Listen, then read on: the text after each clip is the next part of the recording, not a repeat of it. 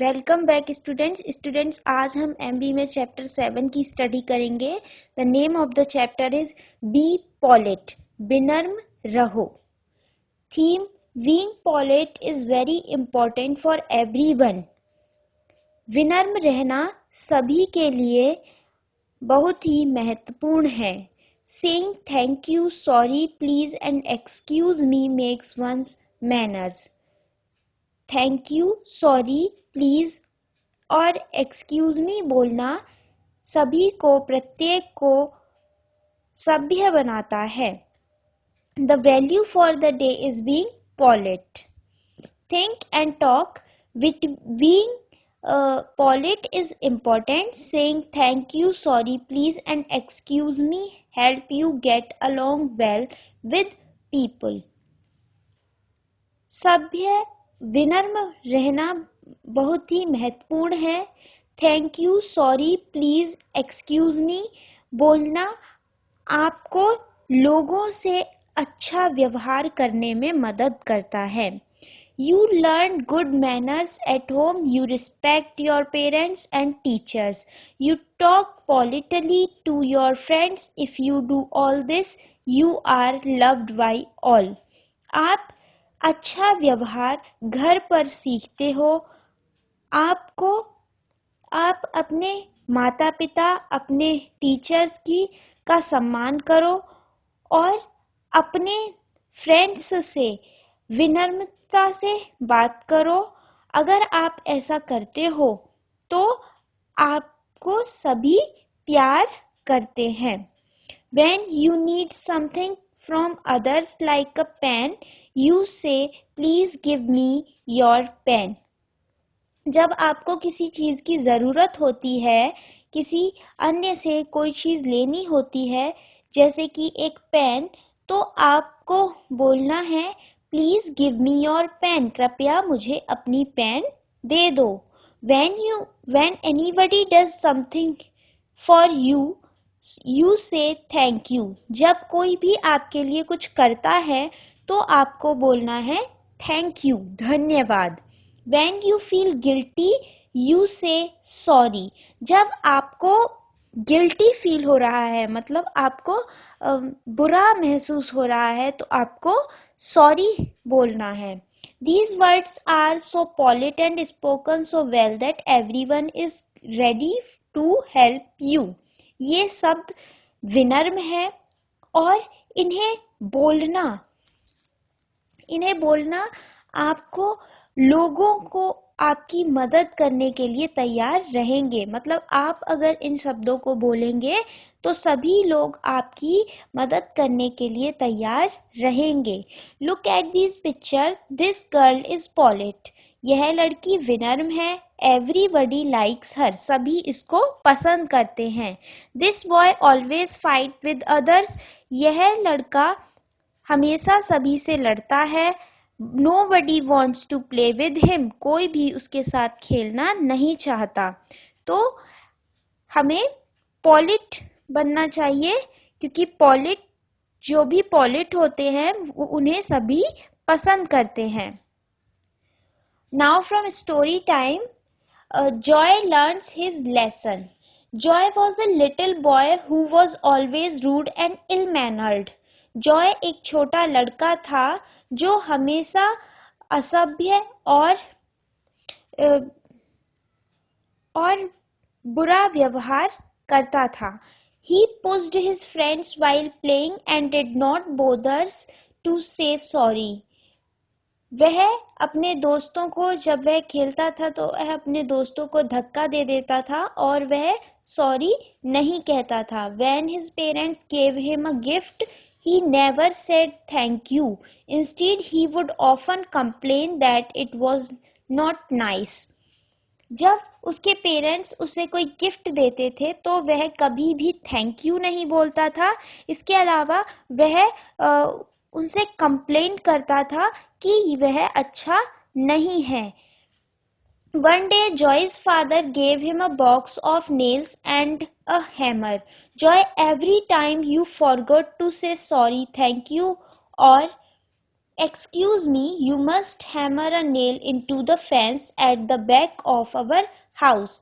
एक दिन जॉय के पिता ने उसे एक नेल्स, एक कीलों का डब्बा और एक हैमर, एक हथौड़ा दिया और उससे कहा, जॉय तुम हमेशा सॉरी और थैंक यू और एक्सक्यूज मी कहना भूल जाते हो, और जब भी तुम भूल जाते हो तो तुम्हें एक नेल, एक कील को घर के पीछे के बाड़ी में ठोकना है।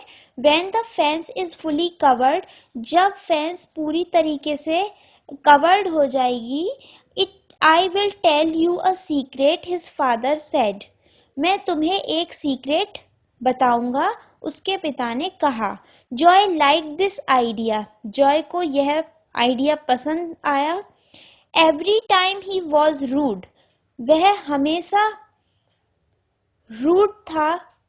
He ran to the fence and hammered in a nail with all his force. हमेशा जब भी वह रूड होता, वह फेंस में जाता और अपने पूरे बल से एक नेल को उसमें हैमर्ड कर देता। As soon as his father came home from office, Joy would show him how many nails he had hammered in. और जैसे उसके पिता ऑफिस से घर आते, वह उन्हें दिखाता कि उसने कितनी नेल्स को उसमें हैमर्ड किया है। But after a while, Joy started getting tired of hammering the nails in. लेकिन कुछ समय बाद जॉय नेल्स को हैमर करते हुए, मतलब उसमें ठोकते ठोकते थक गया। The hammer was heavy and he found it difficult to hit the nails with it. Hammer बहुत ही हैवी था, हैमर हैवी था और उसने पाया कि उसको हिट करना, नेल को उसमें हिट करना हैमर के साथ बहुत ही कठिन है। So every time Joy was about to be rude, he would remember the heavy hammer and would quickly say sorry और thank you. इसलिए हमेशा जब भी जॉय रूड होता था तो उसे उस हैवी हैमर की याद आ जाती थी, हैवी हैमर याद आ जाता था और वह जल्द ही थैंक यू सॉरी बोल देता था। Soon he was hammering less nails into the fence. जल्द ही वह कम नेल्स को, कम कीलों को फेंस में लगाने लगा। One day Joy had no nails to show his father. एक दिन जॉय के पास अपने पापा को दिखाने के लिए एक भी नेल्स नहीं था। His father said, "Why don't you pull out one nail for each day you remember your manner?" उसके पिता ने कहा कि तुम कुछ दिनों से एक भी नेल पुल क्यों नहीं कर रहे हो? क्या तुम्हें अपने मैनर्स, अपने व्यवहार, अपनी शिष्टता याद आ गई है? जॉय एग्रीड, जॉय ने मान लिया। It was easier to pull out nails than to hammer them in. पुल मतलब नेल्स को पुल करना, बाहर निकालना इजी है उनको ठोकने से ज्यादा। Soon Joy has removed all the nails. जल्द ही जॉय ने सभी नेल्स को निकाल दिया। One day when his father came back from work, एक दिन जब उसके पिता काम से वापस आए, Joy ran to him, Joy उनके पास भागा। Daddy, there are no more nails to pull out. Daddy, अब एक भी नेल्स निकालने के लिए नहीं है। Will you tell me the secret now? क्या अब आप मुझे सीक्रेट बताएंगे? Joy's father led him to the fence, Joy के पिता उसको फेंस में ले गए। ही सेड, उन्होंने कहा, you have done well Joy, तुमने अच्छा किया Joy, but look at the holes in the fence, लेकिन फेंस में होल्स को देखो। You can't ever mend the fence, तुम फेंस को फिर से कभी भी अच्छा नहीं कर सकते हो। It will never to be same again, यह कभी भी पहले जैसे नहीं हो सकती है। When you are rude to people, you leave a wound in their hearts, just like the holes in the fence. जब तुम लोगों के साथ दुर्व्यवहार करते हो, उन पर गुस्सा करते हो, तो तुम उनके दिल में एक घाव छोड़ते हो, जैसे कि यह फेंस में होल्स हैं। Bounds that you cause with your words are as painful as the ones you cause with a knife or a gun. घाव जिन्हें तुम अपने शब्दों के कारण देते हो, वो बिल्कुल वैसे हैं जैसे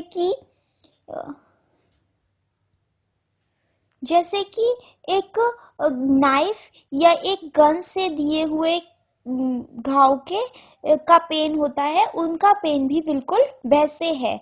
द सीक्रेट यह है कि when you are good to others, जब तुम अन्य से अच्छे होते हो, अन्य के साथ अच्छे से व्यवहार करते हो, they are good to you too, वे भी तुम्हारे साथ अच्छे होते हैं, वे भी तुम्हारे साथ अच्छे से व्यवहार करते हैं। and I am happy to you have learnt your manners, और मैं खुश हूँ कि तुमने अपने व्यवहार, अपने मैनर्स को सीखा। Oh, so that's the reason why everyone in school is nice to me now.